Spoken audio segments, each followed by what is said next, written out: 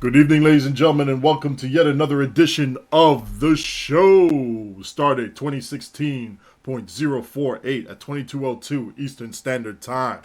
I'm joined tonight by one of the greatest council and the greatest panel that ever hit YouTube. So leading off right here to my virtual left, my left-hand man, actually left-hand dog in this case, the Hey! Lupine Lord himself, TimberWolf. Lead us off with a good howl, sir. Before I howl, I am not a dog, I am a wolf. There Sorry, is a Lupine difference. Lord. Thank you.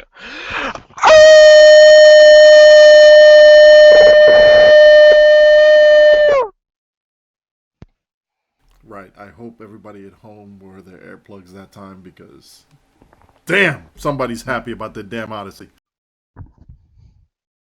My dogs were 3 feet away and stopped what they were doing and looked at me. You are welcome. What? Sorry, what? I'm sorry. I heard there's somebody here who's actually famous for a change. Zeph from Zeph Films, our chief emergency. Oh, superbly intriguing role-playing hologram. I'm famous now? What?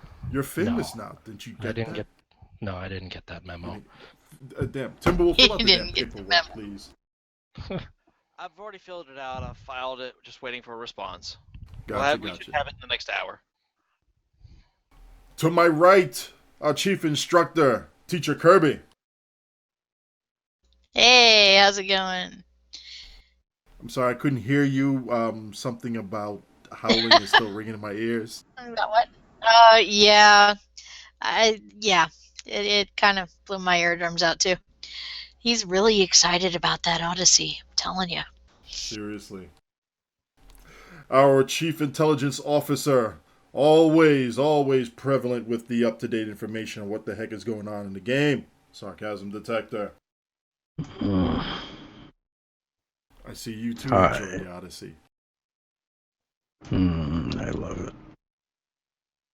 And somewhere way down in some sort of closet, sleeping on his little hamper, wondering what the hell to do with his beams and his torpedo now that he has on his ship, the chief of cheesy tactics himself, Captain SOB. Hello, and the answer to do, for that is she's procs to bat with beams and the AP torp on the Odyssey. Right, Cam? Just die. That's some shots fired. Paperwork filled out, he will die. We're gonna love SOB, this one here. I need to see you for a 15-minute detention after the show. Damn. You're gonna get the torture rack, son. Anyway, jumping on into this. First off, we want to say a nice happy birthday to Star Trek Battles. This is their second anniversary. Congratulations, guys, on actually putting together something that people actually enjoy. And I have people within my fleet who's actually participated in this beforehand. They love it. They're enjoying it. I just need to make some time whenever they do a major event. And it seems that another major event is coming up with Star Trek Battles. So, we'll put the links in the show notes. Everybody will be able to check it out. Enjoy it. Have fun with it. For those who don't know, you'll see the full description of what they're all about and how they conduct things. Just go in there, have fun, enjoy yourself. Zeph Films, I'm sure that some of your work could be put in on one of their major battles, whether they do a reenactment or something, and I'm sure you could make this thing look gorgeous. I'm gonna have to look into this. You should. We also have, courtesy of mhall85 from Reddit, he's doing a Mirror Ship Bundle giveaway. So if you leave a comment in the show, I believe he's going to choose a winner out of anybody who leaves a comment on the show. Of course, we're excluded. We are excluded, Yeah, so just we're not in there. after the show, once the video's on YouTube, just leave a comment there below. And he gave me the code, so I'll go through and we'll draw a winner and announce it next week. I appreciate that. And M. Hall again providing some information on it. He's actually taking point on this in gathering some information for folks who were using the Mac client and for some reason we're having some issues. If you didn't catch it last week, Cryptic has stopped support for the Mac client. And for those folks who are going to stop playing the game and you bought a lifetime sub, or I forgot what the other conditions were, but we have them listed here, you were eligible for a refund. Well, it seems that refund window has come to a close. And we will go through everything here just in case you haven't got it, you stop playing the game, but you meet the criteria. We'll see what we can do for you here with this information. But the brief conditions here. Refunds have been issued. If anybody has not, for whatever reason, got a refund and you're eligible for it, please contact customer support.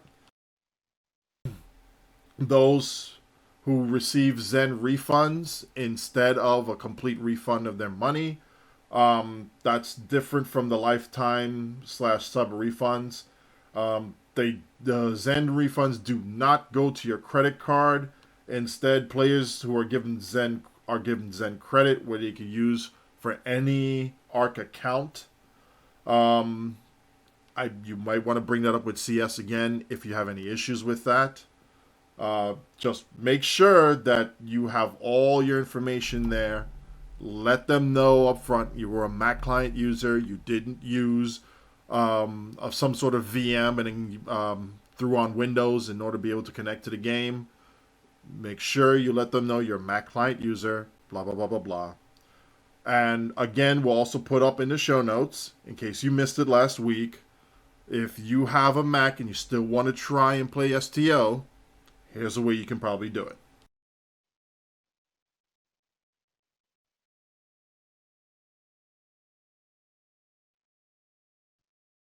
Now, I'm going to skip one part here. We're going to go straight into the actual patch notes. First off, Holodeck, from what I've been told, will not be patched until Friday. Is this correct, SOB? According to Twitter, that is correct. Was there any reason given as far as why Friday? Not that I've heard. Interesting. Interesting indeed. So, we're going to figure out what's going on there and see what the heck is happening here. Now, with these Tribble notes, anything of importance that would be a standout? Yeah, they pulled the notes. Yeah. What? They actually pulled the notes. The Tribble patch notes for today. They got What? pulled. It's no longer available. If you click on the link, you have to go to the link on Reddit where they usually copy paste the contents into the Reddit comments to see what it was. But yeah, you can check it out yourself. Click on the notes. Click on that link. They did. They took them down. Wow, because I literally just clicked on this about 10 minutes before we started the show, and they were still up. I'm actually reading it from the ARC page right now. T6 Odyssey bundle resolved an issue with the dual beam placement on the Odyssey variants. They now fire from beam array on the saucer. I believe, Now- Sarcasm, you were actually talking about this a little bit ago. Just No, I was talking about a different problem, but Okay. Go ahead, Sob. it looks like the entire forms are down. You can see the main overview with all of the subsections, but if you try to click into any of them, it just brings up that error page. It looks like, yep. Yeah, if you go to artgames.com, just their general website, and then click on STO, it says Zend Framework, and it has an internal error. Oh, all right. All right, folks. All right, well, but website's down. Okay. Well, we can take a look at the actual patch notes that they released on Tribble tonight. We're actually probably expecting another patch to Tribble tomorrow with something new, possibly, because Bordicus was hinting at something new coming to Tribble sometime this week. It's not with this patch, obviously, so hopefully there's going to be one tomorrow or Friday. We'll see. But apparently they fixed a few things with the T6 Odyssey bundle, like you said, resolved the issue with the placement of the dual beam banks, so they fire from the saucer array, from the arrays on the saucer. I did find today a different problem, which is anti-proton beams using fire at will look like they're firing from the bridge of the Yorktown, and actually the old Odyssey model as well. I haven't tested the Sojourner or the Endeavor to see if it's replicated there, but it only seems, we haven't done a lot of testing, so it only seems that it affects anti-proton beams and FAW using the Yorktown or the old Odyssey. And it's not actually firing from the bridge, it's firing from a turret node that's placed just in front of the bridge, and actually another turret node that's placed just at the connection between the Aquarius and the Odyssey itself. So that's it's an interesting problem. It looks pretty hilarious. It doesn't happen with phasers, so we've tested it out with phaser beams and phased biomatter beams. So I'm going to assume that the other beam types it doesn't happen with. Talked to Thomas about that, and it seems to be not a problem with the ship graphics, more of an effects issue, so we'll follow up on that a little bit later. Some of the other things that they fixed, fleet logos are no longer mirrored. These are mostly cosmetic changes, so long ship names are no longer cut off.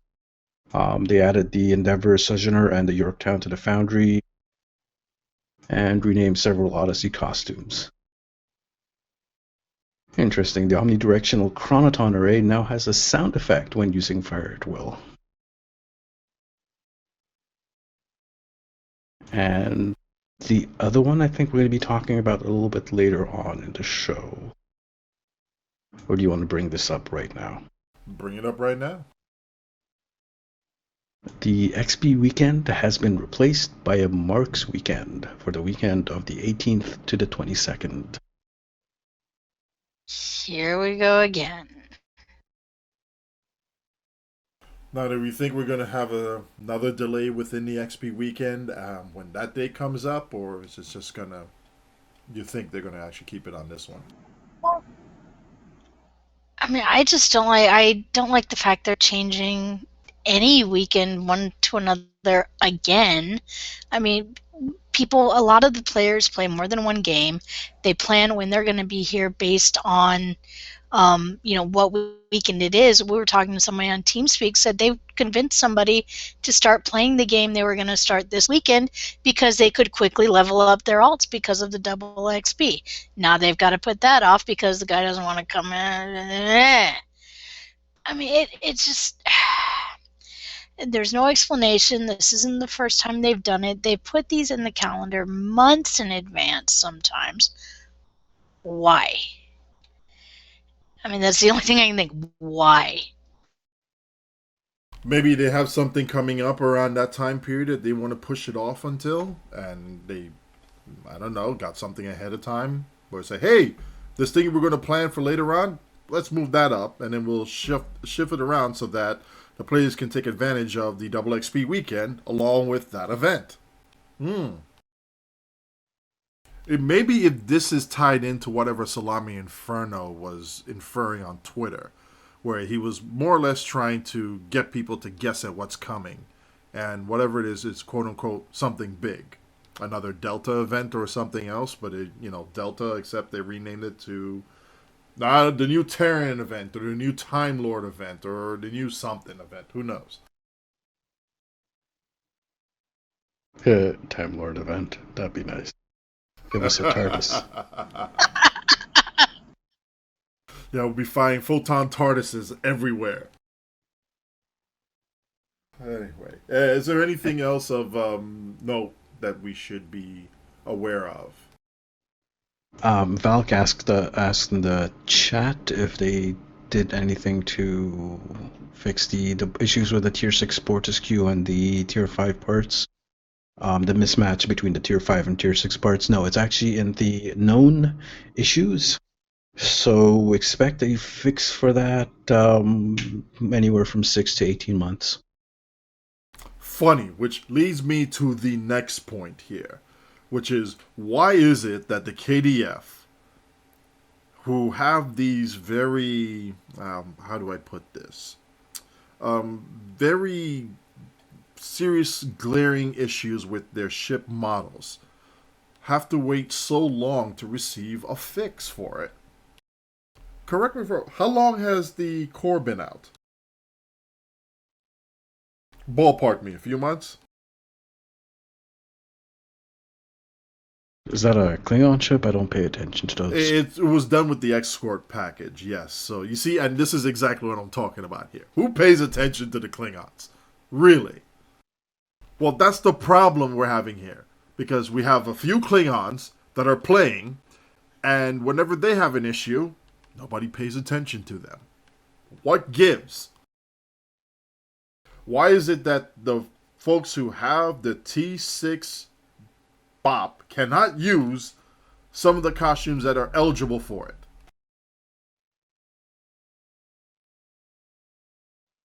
I know, I love the crickets here. But it's okay, I won't go full Cisco on this, because I'm going to wait and see what happens with the Bortascu, and then if that doesn't get fixed with it, that's one more thing to pile on top of it.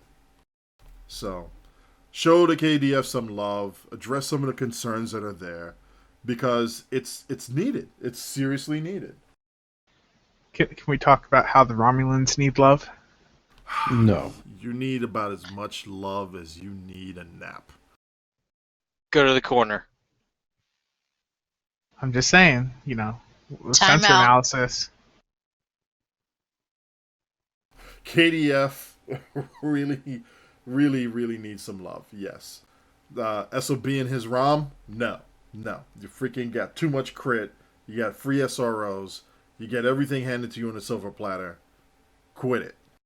Even your Torp set bonuses make sense. What do you got to say about that?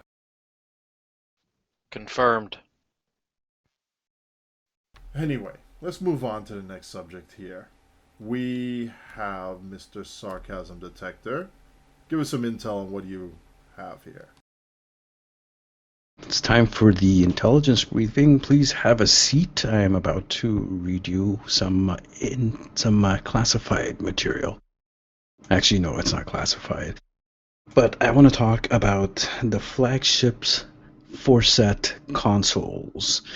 These consoles, surprisingly, are not gimmicks. Usually the consoles that come with ships are, for the most part, a joke. Pretty much all of them.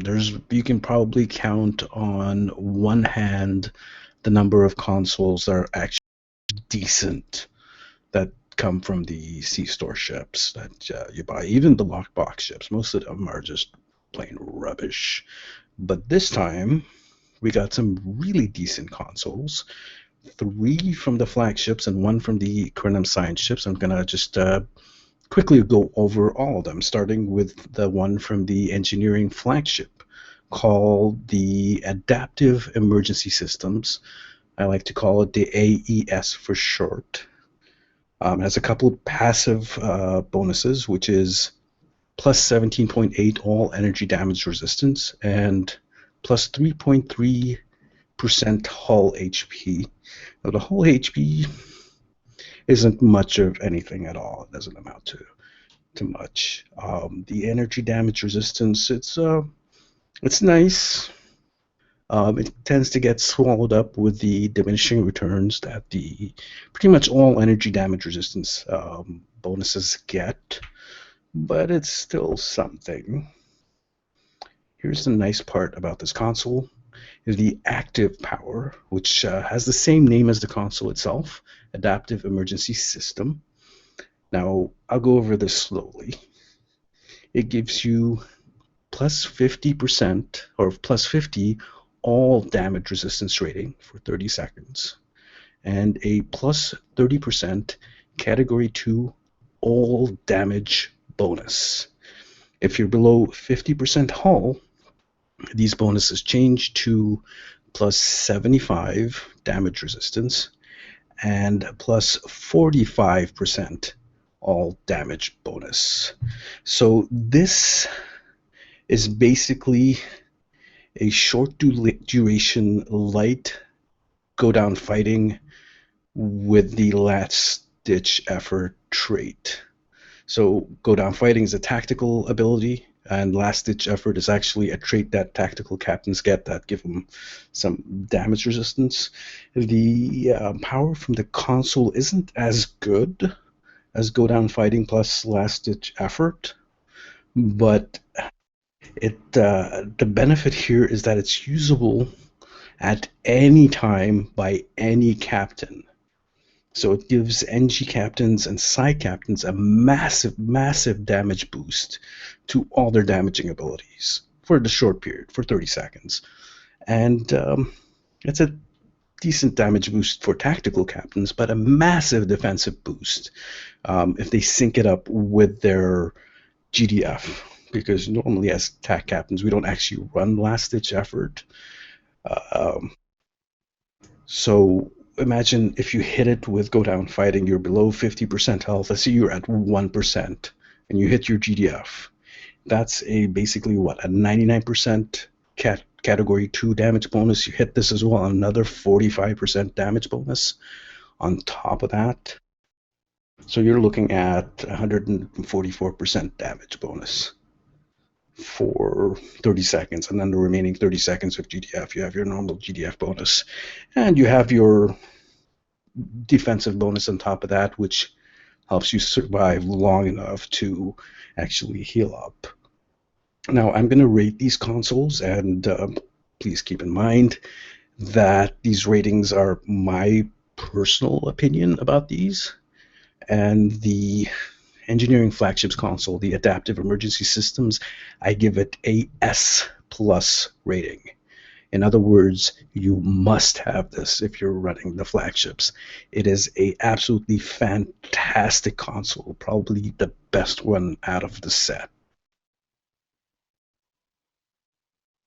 Just going to give you guys a chance here. Do you guys want to comment on anything in regards to this particular console?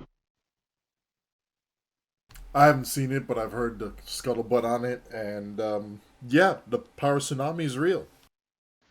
I've been running it on my Scimitar. It's pretty nice.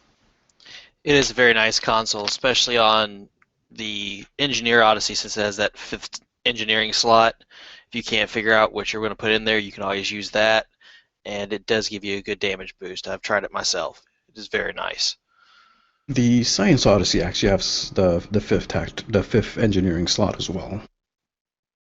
But we'll continue on. Onto the console from the Tactical Flagship, and it's called the Flagship Tactical Computer, FTC for short. Its passive is actually a plus 17.8 directed energy damage. It's only a Cat 1 bonus.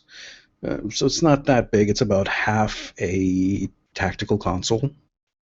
Its active ability is what's really nice here, and it actually has a different name from the console. It's called Fleet Weapon Acceleration, and it's a team-wide buff. It affects everyone on your team.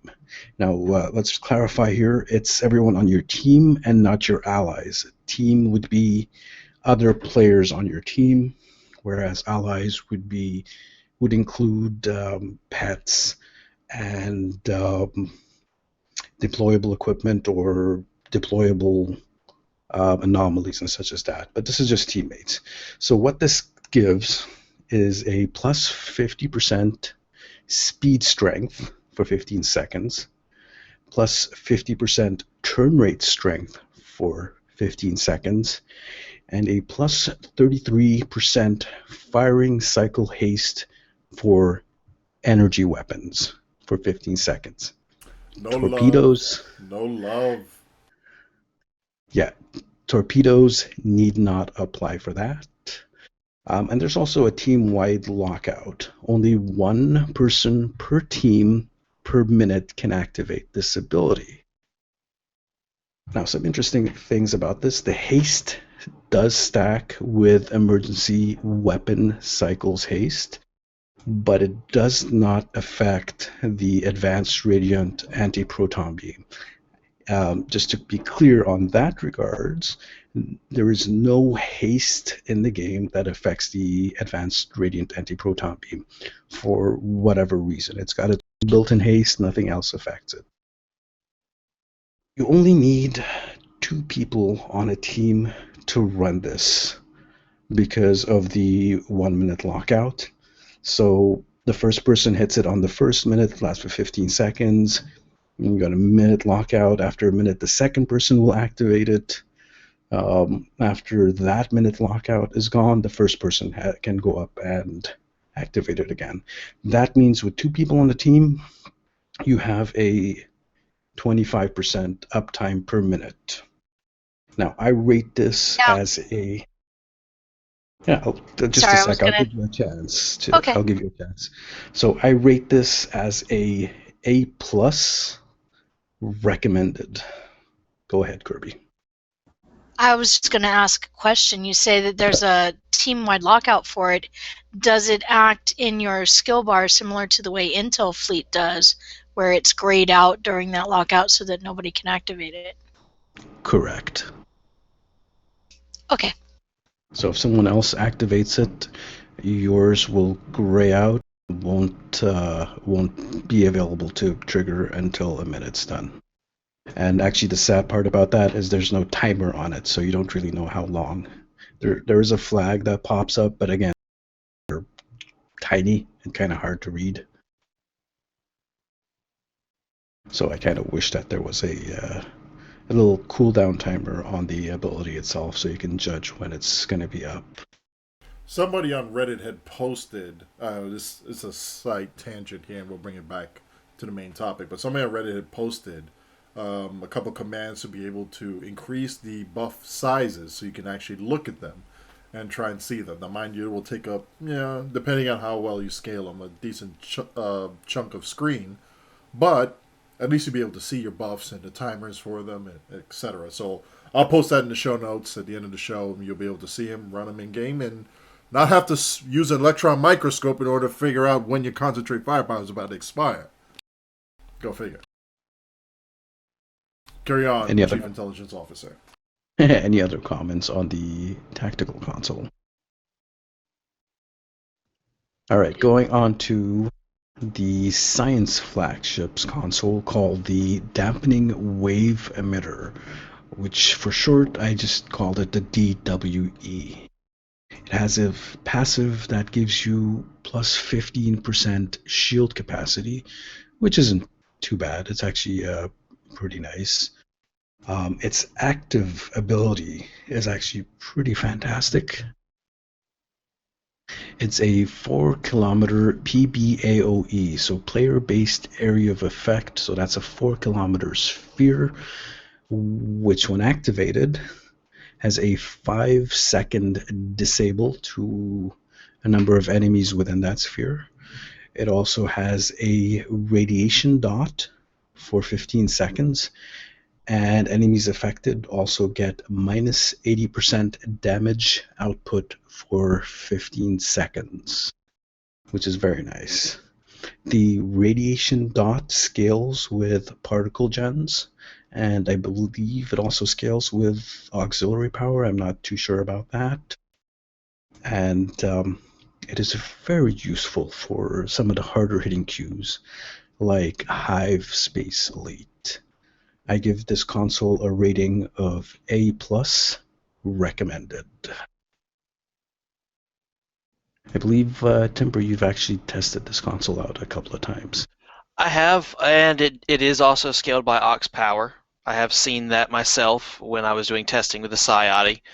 And this is a very nice console, even at the low end. When you think you're about to die, this thing will disable everything within that radius. It's going to give you that moment to heal, and then when they're finally up, it's kind of like they're throwing ping pong balls at you. It's a really nice console to have. And yeah, I could see something like this on one of Sarcasm's builds. He takes it into Hive Space Elite, and it actually be very useful to use for all 3 of its activatable abilities. Now, the only issue I have with these flagship consoles is that they're limited to the flagships. Very sad about that, especially the engineering one. I would love to be able to put that on any ship. Unfortunately, they are limited to the flagships. But on to the fourth piece, which comes from the Krenim Science vessel. It's called the Timeline Stabilizer, or as I like to shorten it to, TLS. It has a very nice passive, which is a plus 15% cooldown reduction on Science Bridge Officer abilities, which is very similar, or pretty much exactly the same as the CDR mod, the Science Cooldown Reduction mod on deflectors. Although that is a 10%, this is 15%. And yes, they do suffer from diminishing returns. The size CDR mod itself, although it says it's 10%, is actually 9.2% by itself. This one says 15%. By itself, it's only 13%. When you add them together, they do not add up to 25%. They only add up to 20%. So, yeah, diminishing returns, not very nice. This console has quite a lot of abilities for an activatable, so it affects yourself and your foes. And let's start off with the to-self part. 15 to 30% firing cycle haste for all weapons for 10 seconds. And yes, that does affect torpedoes. Barely. Now, it's 15 to 30%, depending on the number of enemies within a 3-kilometer sphere, but it's still very nice. Now, here's the very nice part of this. This is what I absolutely love about this console. 2 to 4% bridge officer and captain ability recharge time reduction every second for 10 seconds. So that is 2 to 40% cooldown reduction, 20 to 40% cooldown reduction for your bridge officer and captain abilities. Did they just put all hands on deck in a can and you can slot it now? Now, here's the interesting thing. I did a video a couple of days ago with the Science Odyssey. I'm hoping some of you guys saw it. There might have been something I'm pretty sure everyone missed.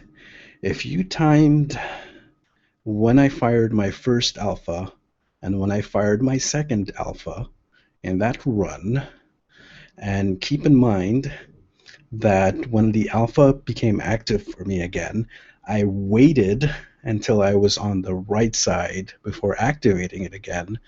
There was a period of 38 seconds between the first activation and the second. Wait. Run that by me again. I just want to make sure I didn't miss this. So, from activating my first alpha in that ISA run till I activated my second alpha, there was 38 seconds. And in that 38 seconds, the alpha came off cooldown, and I waited to trigger it till I was on the right side. That's one hell of a cooldown. I'm just no. That's just way too much power creep. The power creep is making me all happy inside. So, anyways, let's continue. We'll get back to that in a second. What this ability does to your foes. It has a 3-kilometer, again, PB AoE, player-based AoE, so it's a 3-kilometer sphere. It increases their ability recharge timer by 50%, so like a sub-nuke, it extends the duration of their cooldowns. It reduces their impulse speed by 50% and reduces their turn rate by 75%, so it pretty much really slows them down. Now again, Let's talk about the haste. It stacks with both the energy weapon cycle and the FTC, the flagship tactical computer. So all three abilities will stack. Now, normally, just firing your beams, there is a 1 second timer between each beam fire, right? If you stack all three things, it goes down to 0.58 seconds. So it is really rapid fire at that point.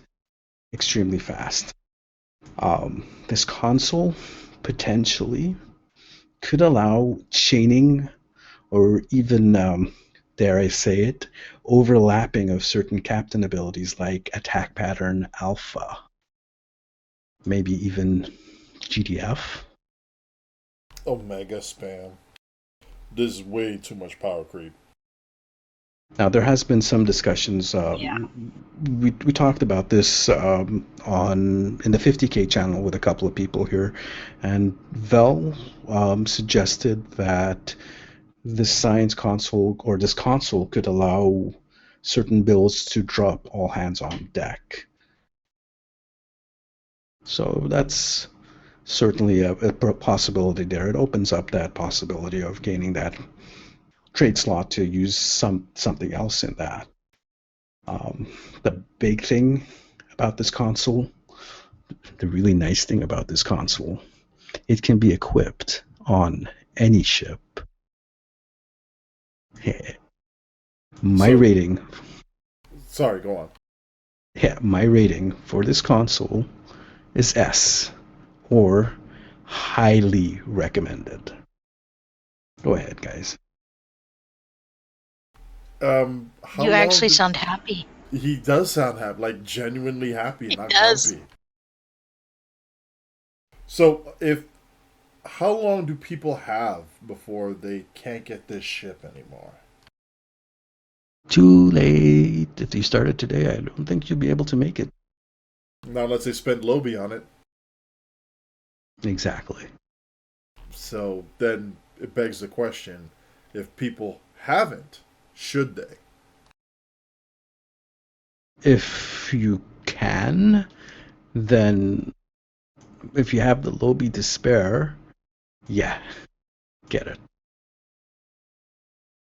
In any event, the Krenum Science Vessel is actually a very good ship. I haven't had a chance to actually shake it down completely, but the short time I did play it enough to master it and do a few tests, it seems to be a very robust and versatile ship.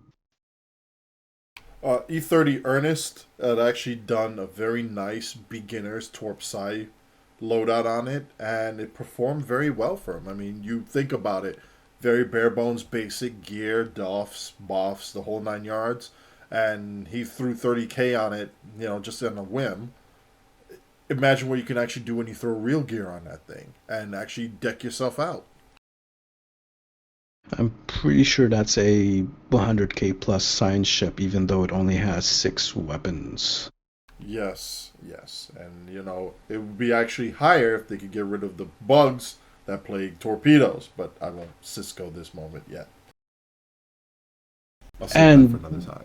Yeah, it's pretty much the only pure science ship for KDF, tier 6 science ship for the KDF and ROM, if you want to exclude the Paradox and the Anoraks from pure science ships, which really isn't the case. They're just science ships with an extra weapon and a hangar bay. But in any event, I just want to go quickly through the multi-piece bonuses that are available. If you're running 2 pieces of the console set, you get a +2 crit H and a +3 turn rate, which really is like a tactical console's worth of crit H and fairly decent amount of turn rate, because I think that's on to the base. So you take the base from like 6.5 to 9.5. It's pretty good. Makes them very nice and maneuverable. I'm not too fussed about the 2-piece bonus. It's not fantastic, but it's not bad either. The 3-piece bonus, I'm kind of wishy-washy on. So what the 3-piece bonus is, if you get hit on a unshielded facing, it gives you a 10% chance to get 2,500 temporary hit points and plus 10% all damage bonus for 10 seconds. All damage bonus, I'm assuming, is category 2. Now, the 2,500 temporary hit points is negligible. It's kind of dumb, really. 2,500 temporary hit points. You can sneeze and, lose that. It's not that big of a deal. The 10% bonus, though, is interesting. It only lasts for 10 seconds and it stacks up to 3 times. Here's the problem I have with it. It's only a 10% chance to actually proc this. I would have liked to see more of a 50% chance on a 3-piece bonus. I mean, you're giving up 3 console slots for a 10% chance proc, which has like something ridiculous like a 2,500 temporary hit points for 10 seconds. Really get real. Yeah, but look at it in this case, though, you're not talking about some wimpy universal consoles that are adding to the set bonus, though. Each one on their own are, at the very least, decent. Yeah, but whether the console is good or not should not really be a deciding factor whether the 2-piece, 3-piece, 4-piece is good or not. I would love to have this conversation about the Terran Task Force munition set, because that is the exact same argument that you're making that I made for that set. How good one individual piece is should not determine the 2-piece or 3-piece or 4-piece set bonus for it. All right, moving on to the 4-piece bonus. I doubt anyone's really gonna find a room to put 4 consoles in. Like, I've been scratching my head, really. I've really haven't been able to fit more than 3 pieces in.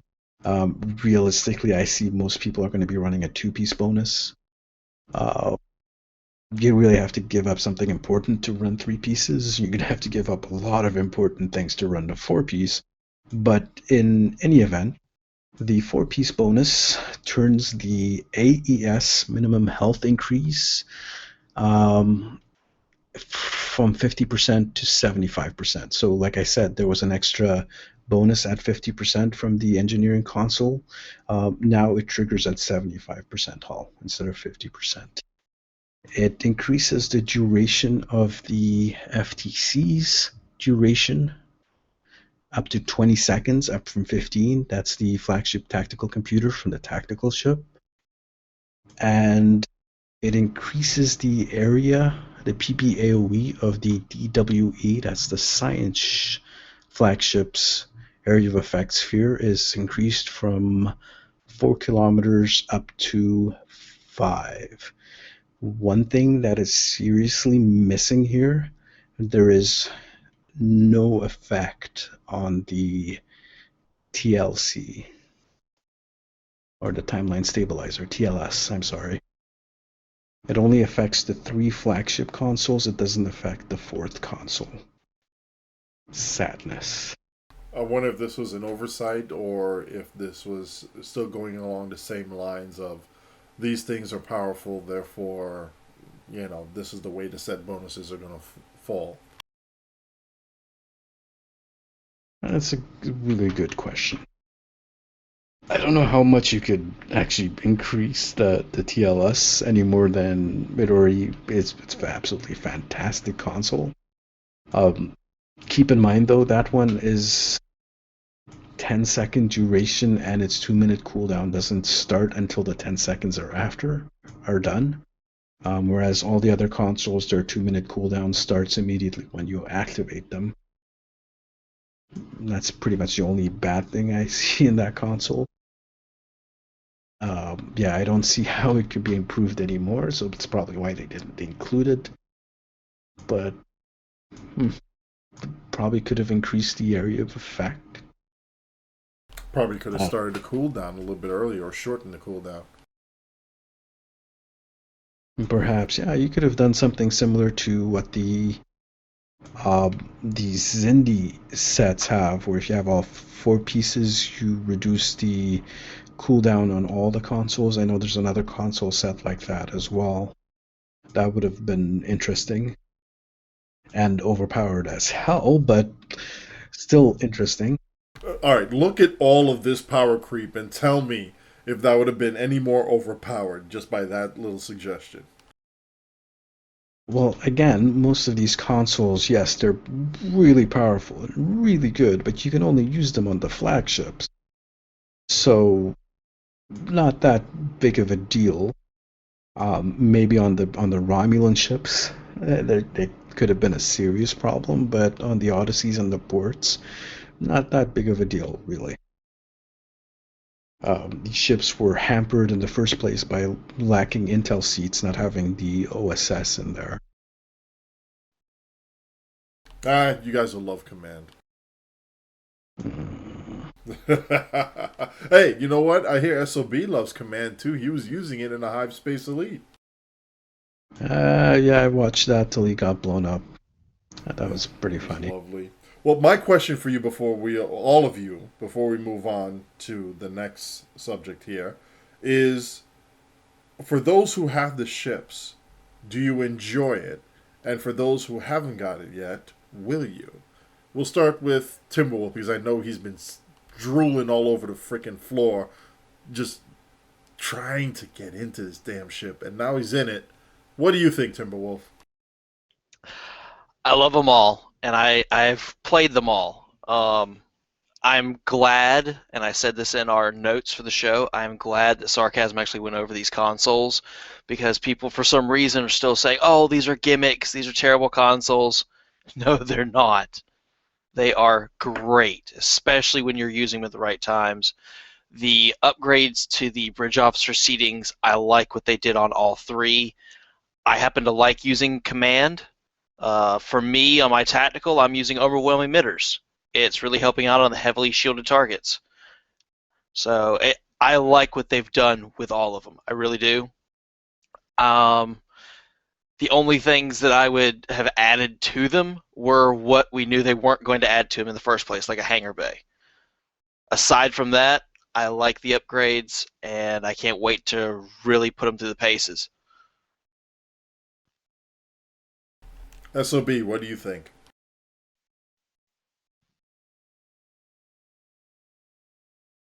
If he's awake. Oh, the next generation fell Actually, asleep again. You just woke me up. What were we talking about? Your little T6 scimitar ship. Scimitar. Yeah. How do you like it? It's a nice improvement. I like that the tactical variant can do Oxabat, but the science version I think has the most potential. How so? You get more out of an embassy console right now than a vulnerability locator. Isn't that pretty damn sad? What's sad is the lack of sensor analysis. Oh, suck it up, Buttercup. What about you?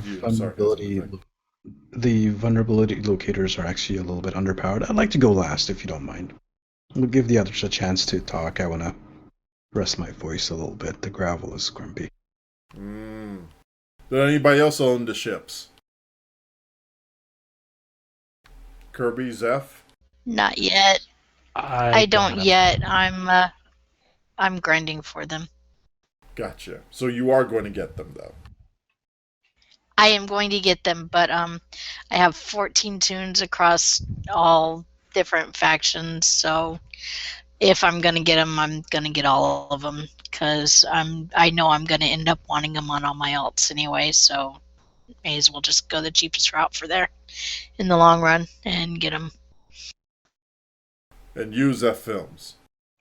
Yeah, I got them. I think I played around with them more for video stuff, but I did get to play around with them. Yeah, they perform awesome. I'm really happy with them.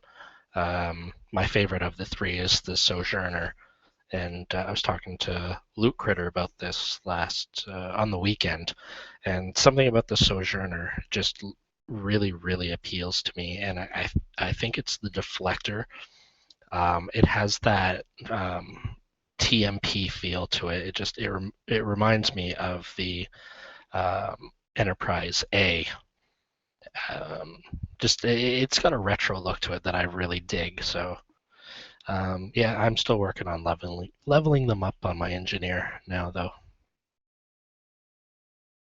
Good to both of you. And Sarcasm. Okay, I wanna tell a short story, hopefully short. A long time ago, and this has actually been a few years now. Wow, the time has gone by. The Science Odyssey used to be considered a piece of junk. Really, the quote unquote common knowledge back then was that it was really the worst one out of the pack. And back then in the day, I wish McKay was here. Unfortunately, he's late tonight. But he was really the only one who really liked the ship back then and flew it pretty exclusively. And one night we were chatting on the Reddit TeamSpeak, and I told him I could build him a DPS variant of his ship. So I went and theory crafted a DPS version variant of the Science Odyssey, and I kind of looked at it and it's like, huh, that's actually pretty interesting. This should actually do some very decent damage in the right hands. Well, I gave him the link, and he actually didn't do anything about that. But a few months later, I actually purchased the Odyssey pack, and I took that little scribble theorycraft build and implemented it, and it was I called it the Green Knight build. And it's pretty much the basis for a lot of builds these days for cruisers, where you're stacking all the embassy consoles. And back then in the day, it was actually a mitigation flow cap build. So what that was you stacked the flow cap embassy consoles and you ran the Romulan plasma with the experimental Romulan beam. Basically, you supercharged it with power and you cut the cost of firing weapons, similar to what we do with EPS and EWC and stuff nowadays, but that was back then. And took the ship out, gave it a several test runs, and it was hitting well over 30K, and it blew everyone's mind. You did what with a Science Odyssey? A Science Odyssey? You gotta be shitting me. No, it really even outperformed the Tactical Odyssey, and it still does. Now, move on a little bit later in time. Delta Rising came out, the Tier 5U upgrades came out, and I upgraded it to Tier 5U, and I took it out for a spin. Again, second gen Green Knight build, and it performed pretty well. Nowadays, we have the Tier 6 version of the ship, and it's called the Yorktown, and put in an updated version of the Green Knight build onto that, and it still kicks ass. Very easy to get, well over 100K in that ship. I still think it outperforms the Tactical Odyssey by a good margin. Fantastic little ship, little, quote unquote little. I absolutely love the Science Odyssey. I haven't had a chance to try the other two yet, apart from the time I've spent in maxing out their masteries and getting the traits. But very highly recommended if you're new to the game, or you actually kind of shy at spending money on ships. If there's anything you should be putting money into, the Science Odyssey is well worth it. It's worth the cost. It's a very good ship.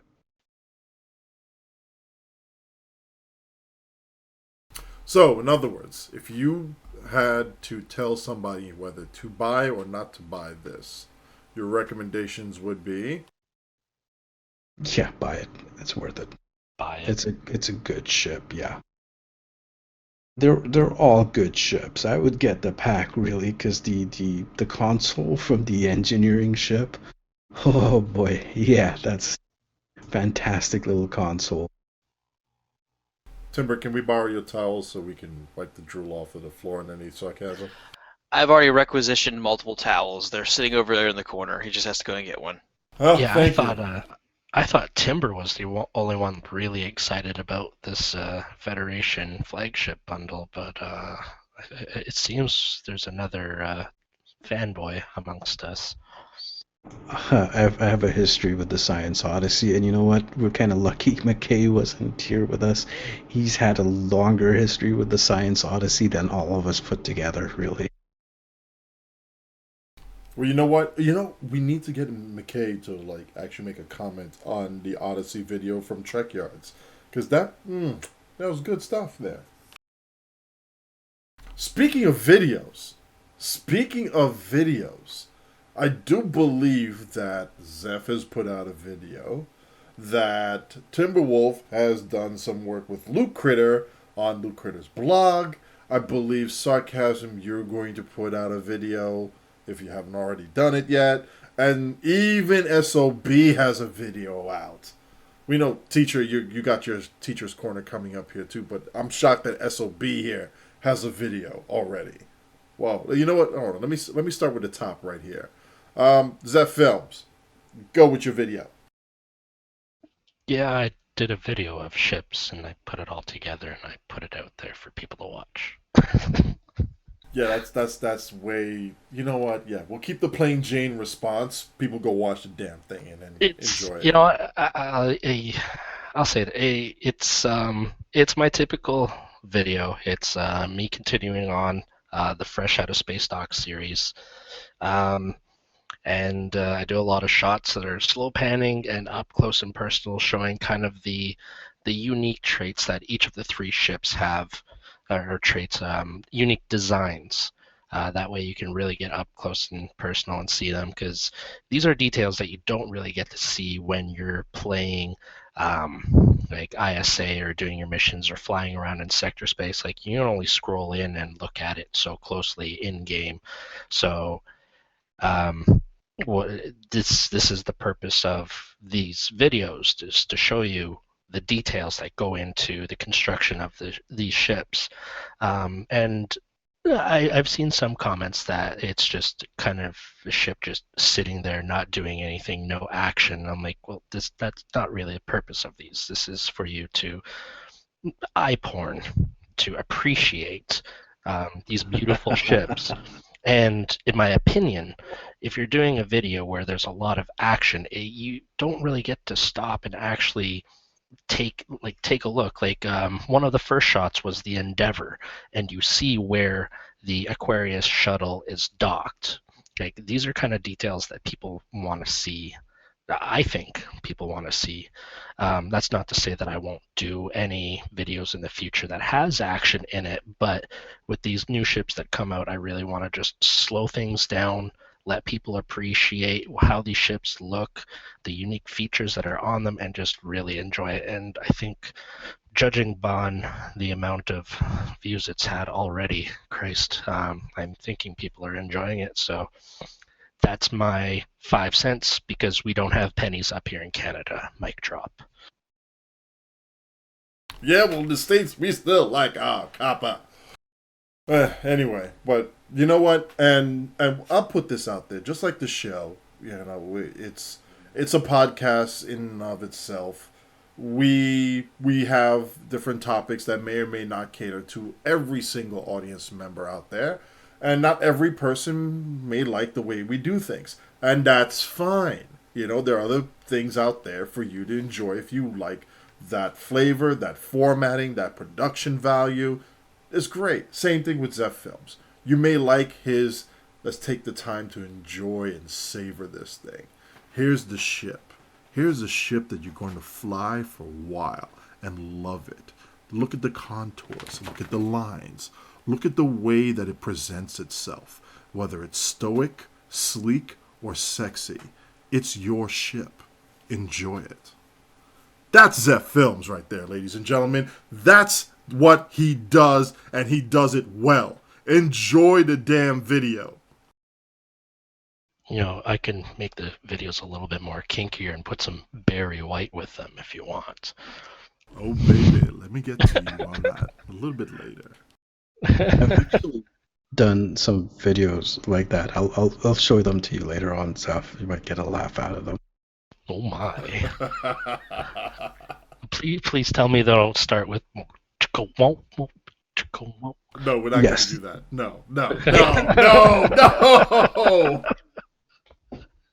No. This is suddenly turning into an episode of DPS After Dark.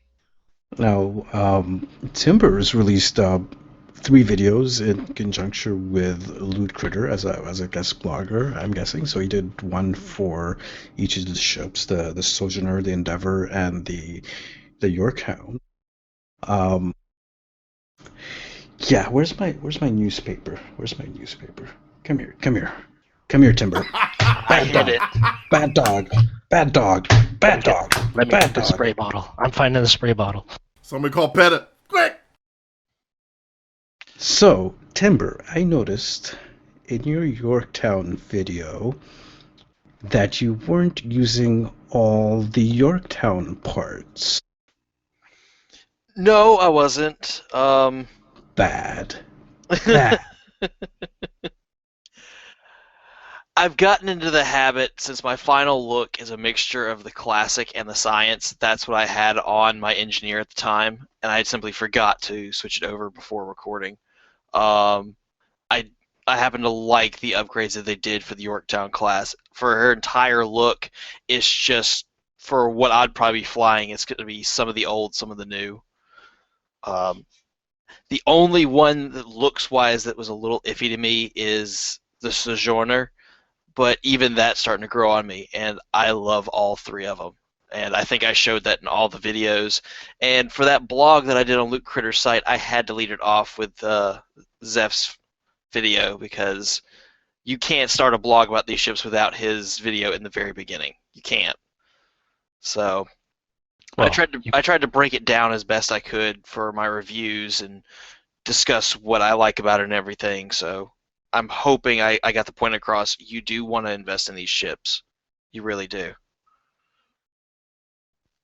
That's actually a pretty good video. I'm actually, for the next video I'm doing, I'm going to be using parts of his video, of course, with his permission. Just a part. But, yeah, don't do that again.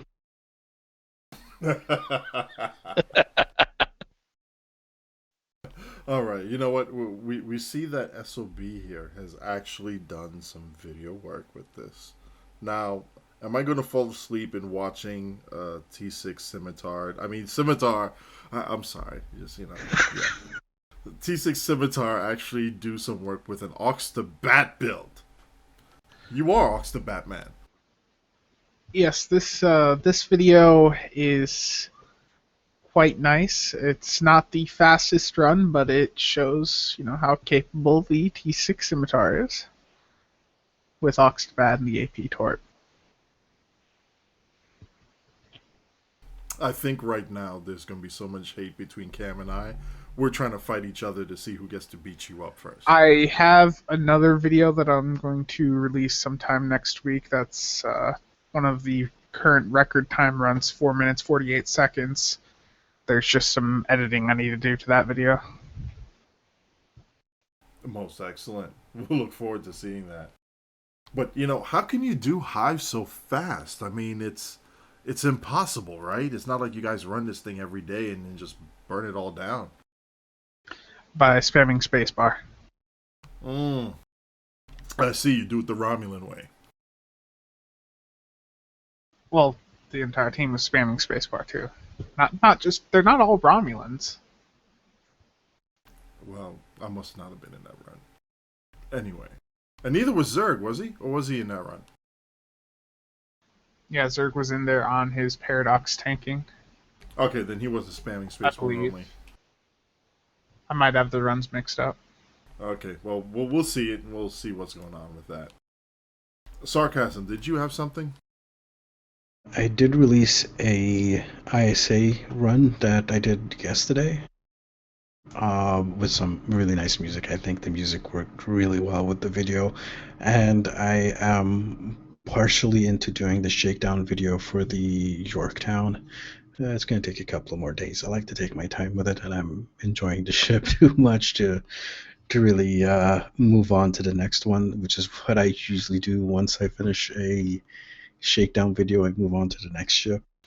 So I'm taking my time, and I expect that the video will be out soon, trademarked. Thank you for the soon. Okay, let's see here. You know what? Now we're going to move this other one here near the bottom of this because, ladies and gentlemen, class is in session.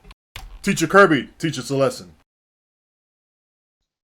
Okay, so this week I decided to tackle something a little different, and actually on the basis of a suggestion from Steve again. He has great suggestions of common acronyms that you might encounter for the first time as you get into the DPS channels, since a lot of our audience are just getting into the DPS channels or working their way up in them. They may not be familiar with some of the acronyms, and some of them, like if you don't understand WFP and somebody puts that in the chat, it can end up causing a big hullabaloo later. So it took about 20 minutes, went through a list. It's not a comprehensive list. Caveat there. You'll have to do some more research. But I tried to go over like naming patterns, how we got the acronyms, that kind of stuff on the examples that I did give so that the viewer can kind of start to see patterns and start to make some, start to figure things out as they read other things in chat later on. So on their own. But I did include in the description of the video is a link to the Word document that I use in the video so they can have that and compile their own list if they wish and whatnot. So, yeah. Thank you very much for that. And can you roll us straight into this week in Trek? Yes, this week in Trek. So the first thing I found is actually kind of sad and is more real world. I found out that on February 15th, Anthony Fredrickson, who is a graphic artist for many of the Star Trek series and movies, the more modern Trek, starting with TNG and on up, passed away, apparently from a heart attack. So he will be missed. His work is very much loved. Also, I found out on February 16th, this was yesterday, actor LeVar Burton celebrated his birthday, and it turns out they used the same date for the character Geordi LaForge for his birthday as well. So, dual birthday for LeVar Burton, Geordi LaForge. And today in Trek history, in 1986, Tommy Raymond is born in Indianapolis, Indiana, and that's from the TNG episode The Neutral Zone, where they find the people that had been cryogenically frozen for like 300 years and defrosted them. And so the woman was looking for her son, and that was a date they gave for the birthday. And February 18th, Jonathan Archer encounters a physically altered Tandaran agent named Kayla Tirana on Risa. And that's from the Enterprise episode 2 Days and 2 Nights. And that's this week in Trek. Thank you very much, Teacher Kirby. Sarcasm Detector, can you lead us off with this nice little side tech that we have here? Oh yeah, there's a lot of things that have been going on in science and space in the past couple of weeks, like the discovery of gravity waves and discovery of hundreds of galaxies beyond the Milky Way that we couldn't see before, which could be the great attractor that have stumped scientists for a while. But instead, this week I'm going to focus on something we've discussed before. And here's a little video from PBS Spacetime. I know we've plugged this video series before, but this guy basically takes some very complex and hard to understand scientific stuff and makes it entertaining and easy to understand. So this particular episode, he's talking about Planet X, which like I said, we've discussed this before, and he goes on to explain it a little bit better. I really recommend you guys, if you haven't watched any videos in this series, check it out. It is a lot of fun. Oh, and before we forget, I think we should actually add this to the comments. We did another State of the Game stream on Monday with Valken, and it included, of course, Valken, myself, ZF Films, Kirby was there, but we also had Loot Critter and Useral in there. So that has been published to YouTube, and we'll add the link to that particular video in the show notes as soon as possible. It's a little bit long, 2 hours and a bit, but I really highly recommend you guys follow along and give it a listen. It is a pretty interesting discussion that everyone had. Any parting thoughts, closing notes on there? And by the way, hi Valgan, we appreciate you. We're going to wrap this episode up of the show here. It's been a long week for everybody, and we want everybody to hop back into the game. We can go play it. So, if the lag's not killing you, jump back in. Say hi to any of us out there. We won't bite, except for TimberWolf, but he has had his rabies shot, so it's all good. On behalf of the panel, this is Odin Knight. See you all out there. Have a good night. Have a good night, guys. Bye. Good night, folks. Night.